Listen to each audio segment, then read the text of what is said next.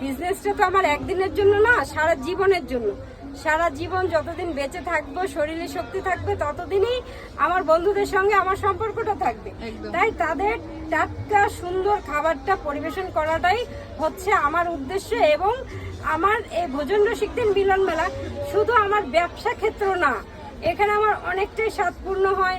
অনেকটা আমি ঘরে একাকিত্বে, যেহেতু আমার হাজবেন্ড এবং বড় ছেলে দুজনেই বাইরে, আমি অনেকবারই বলেছি, এইটা আমার একটা মিলন মেলা, বিশাল একটা আনন্দের জায়গা। আমি সারাদিন তাদের সাথে একটা সুন্দর সময়ও কাটে, আবার সামান্য একটু বিজনেসও করি। সেই জন্য এই জায়গাটা আমার একটা মন্দির সমতুল্যই হয়ে থাকে।